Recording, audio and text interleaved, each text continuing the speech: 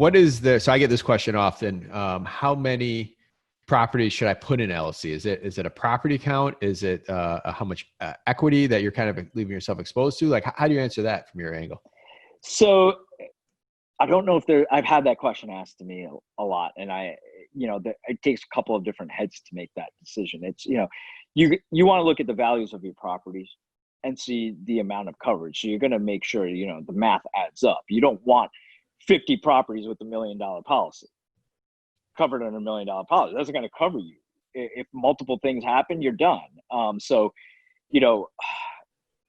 Usually what I see is either if you've got a multi-unit building, that will be held under one LLC with one policy. And then I'll get Tom, I know you asked about the Series LLC, so this kind of will tie into that as well. Then you could set up, let's say you have another multi-unit, like we'll call 123 James Street as one and 155 James Street as the other address, and there are 6 units in each.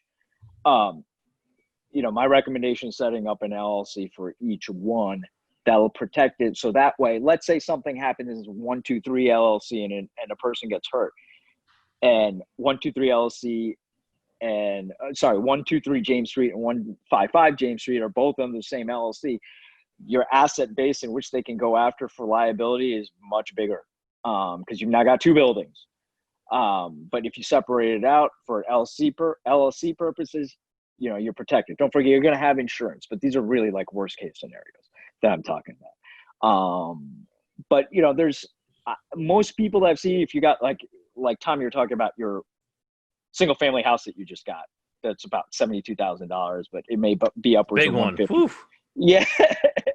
But one thing, don't forget, you're going to rehab it, and you're going to insure it for $100,000 and it's going to be worth 150. You're going to have to revisit that. Yeah, right? Absolutely. So sometimes what I see with people who invest multiple properties, in your case, you've got quite a few properties. So you've got a couple of properties, they're each at about $100,000. You can bundle those together, do 3 or 4. You got 3 or 4, and you've got a $500,000 policy on it. You've got an LLC covering all 3. You're fine. That's usually what I see. I'm not talking about how the big boys do it, and they have the bigger real estate companies where you have the umbrella company, et cetera, and you have the sub LLCs. But for investors looking at individual single family, or like when I say multi-units, like 1 or 2 unit, they'll separate those out. Or you can put a couple, bundle them in based on the value of the property.